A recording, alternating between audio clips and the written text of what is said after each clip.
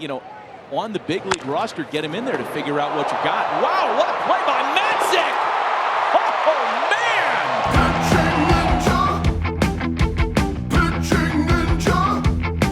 We got sliders and fastballs and curveballs too. When you step in the box, man, you're gonna be through. Hey everybody, welcome back to another fun episode of the Pitching Ninja Show. As always, I'm Pitching Ninja, and I'm here with my man, my producer, the legend, Will Leahy. What is up, Will?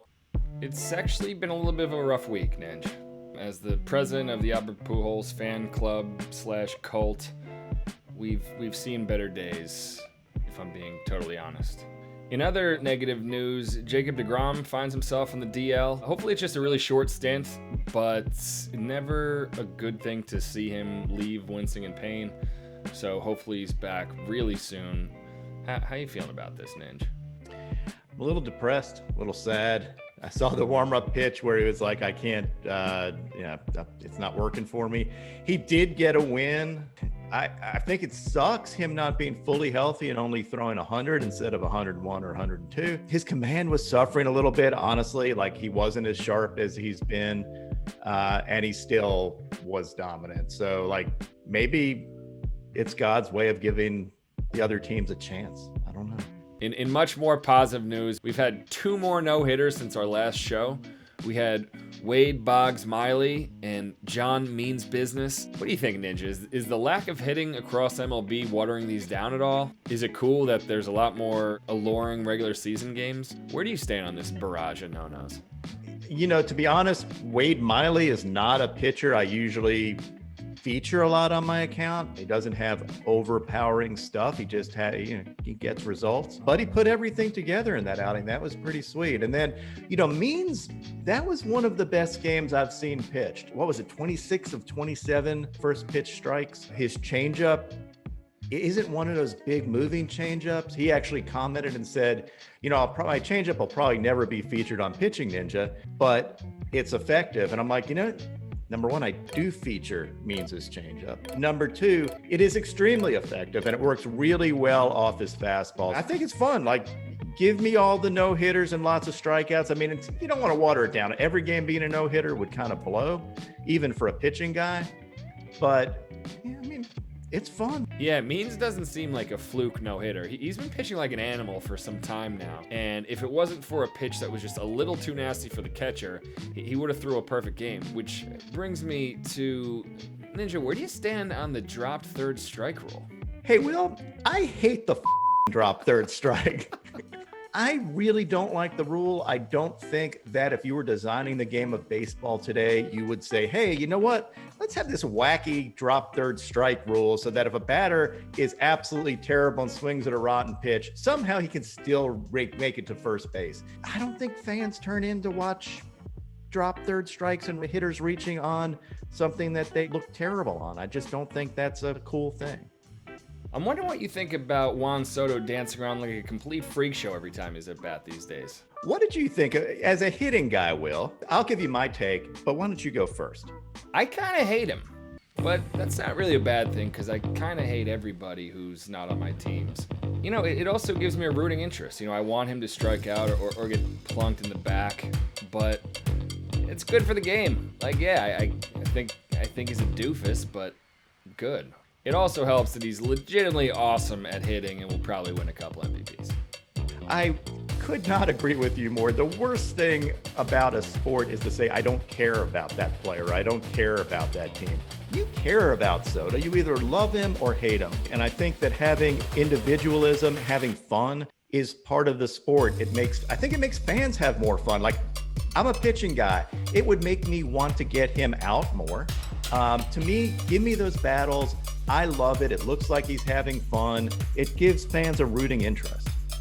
And now, Pitching Ninja's Top 10 Filthiest Pitchers of the Week. At number 10, the no-hit duo of Wade Miley and John Means. We have Wade Miley's cutter, which is nasty. I mean, you look at this pitch is absolutely, no doubt, nasty. And John Means' changeup is legit. You can see why that guy might throw a no-hitter. Number 9, Tanner Kohlhepp, from Notre Dame. This is a UFO breaking ball here. Absolutely filthy and gets the sword. Number 8, Kumar Rocker. You know, his slider is always one of the filthiest pitches, but I am not sure I've ever seen this done. He had 4 Ks in the first inning on 13 pitches. So he had a drop third strike. He had all 13 pitches in that inning were strikes and had 4 Ks in the first inning.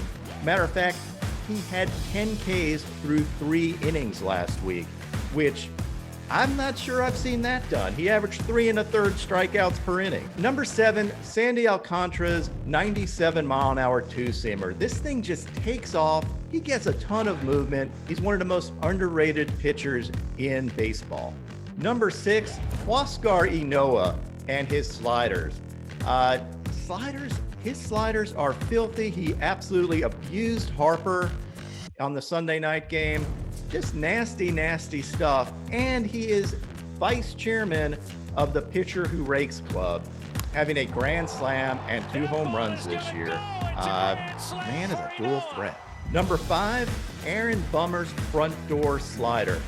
You always know a pitch is nasty if I get a shout out from the announcer calling the game. And this time it was Jason Benetti. That's PitchingNinja right there. Bummer is a filthy pitcher. As a matter of fact, having to face him is really a bummer. Number 4, Zack Greinke and his 53-mile-an-hour ethos. Not only that, but he did the stupid Greinke trick of throwing his fastball about the same speed as his changeup. It never has to make sense because it's Zack Greinke. Number 3, Edwin Diaz and his 93-mile-an-hour slider and instant K-strut. He loved this pitch. I love this pitch. It is absolutely disgusting. Not only that, in the same at bat, he threw a 102-mile-an-hour fastball, which is his fastest fastball in years. Mets fans, you have an elite closer. I know closers can be frustrating, but Edwin Diaz has absolutely top-tier stuff. Number 2, Max Scherzer. Max turning back the clock a couple of years with a 14K outing versus the Yankees. Absolutely disgusting stuff. I did a 3-pitch overlay here with his changeup, his slider, and his fastball to LeMahieu. And you can see why he's so unhittable. I can't pick out one of those 3 pitches that's filthy. It's really the combination of all 3. It almost looks like fireworks coming out there when you add tails to the pitches.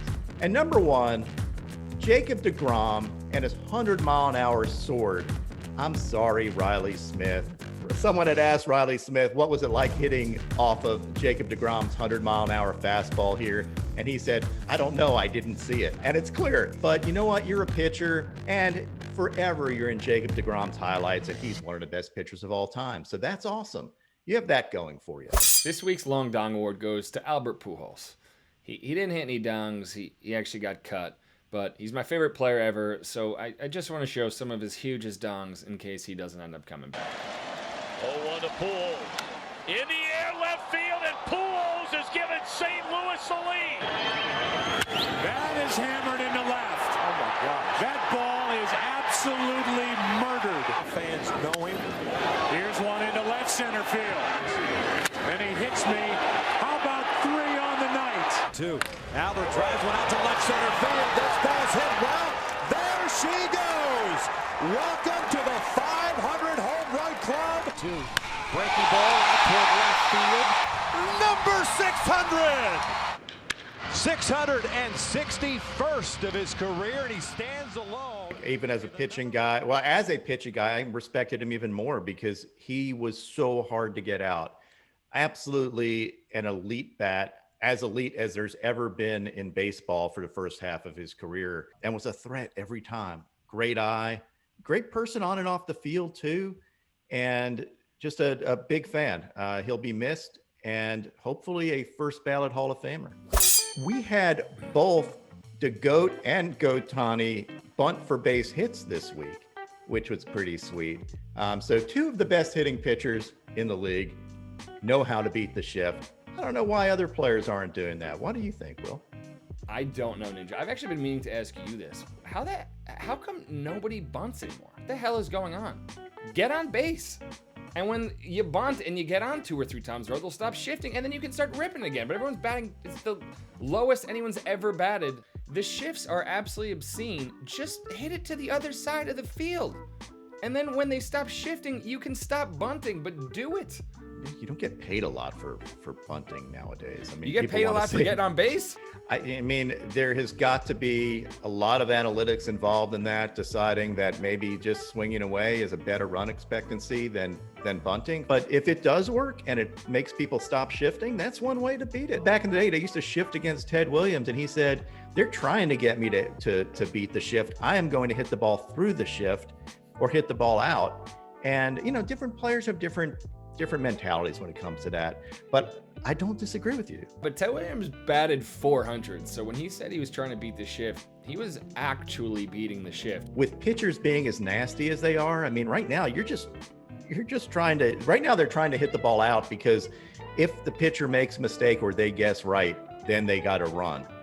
And it's harder to put together big rallies because the pitching is so dominant nowadays. So, that may be it, but it's also a matter of adjusting. Like, this game is going to go through cycles. Let's not overreact. You're right. I think if you beat the shift a number of times, maybe teams will be less likely to do it, or they see your approach and they're less likely to do it because they have to now respect the fact that you might go the other way.